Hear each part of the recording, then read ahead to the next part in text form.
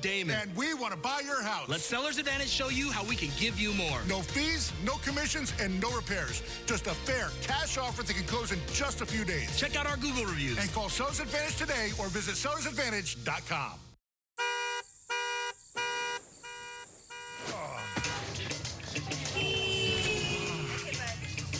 As a reminder, that the seatbelt sign is still on if you're most comfortable.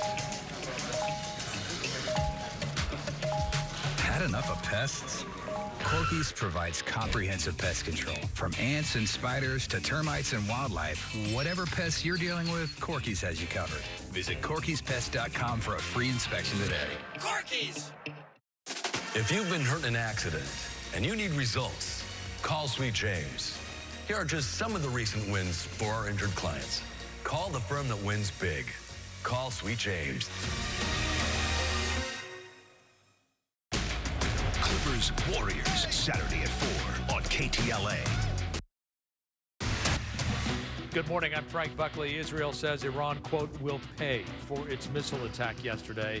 This is the Israeli military announced the deaths of 8 soldiers killed on the ground in Lebanon. We'll have the latest on the conflict in the Middle East.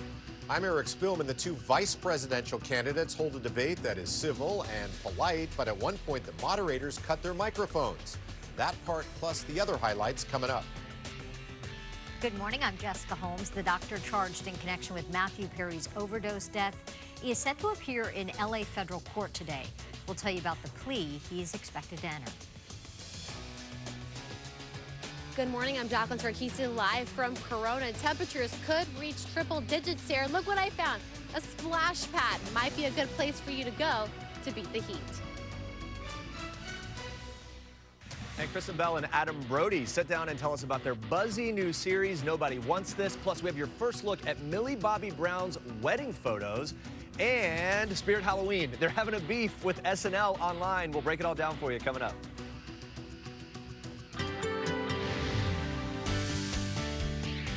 Oh, yeah, those temperatures going to be hot all the way through this afternoon with numbers reaching into the 100-degree mark.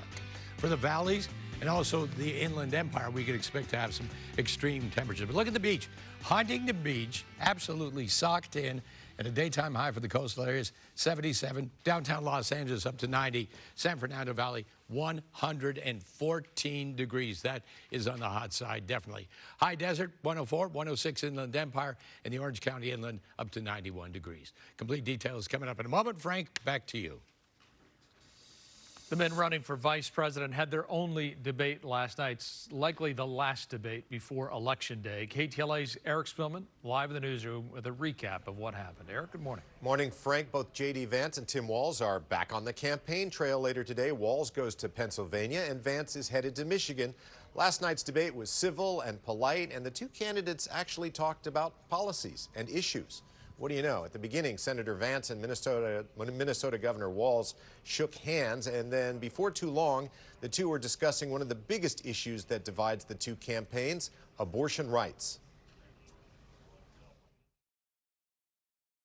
Donald Trump has been very clear that on the abortion policy specifically, that we have a big country and it's diverse. And California has a different viewpoint on this than Georgia. Georgia has a different viewpoint from Arizona. And the proper way to handle this, as messy as democracy sometimes is to let voters make these decisions, let the individual states make their abortion policy. Well, let me tell you about this idea that there's diverse states. There's a young woman named Amber Thurman. She happened to be in Georgia, a restrictive state. Because of that, she had to travel a long distance to North Carolina to try and get her care. Amber Thurman died in that journey back and forth. The fact of the matter is, how can we as a nation say that your life and your rights, as basic as the right to control your own body, is determined on geography? The 2020 election and its aftermath was also a topic that came up. J.D. Vance had no answer for the basic question, did Trump lose that election? This is one that we are miles apart on. This was a threat to our democracy in a way that we had not seen. And it manifested itself because of Donald Trump's inability to say. He is still saying he didn't lose the election. I would just ask that. Did he lose the 2020 election?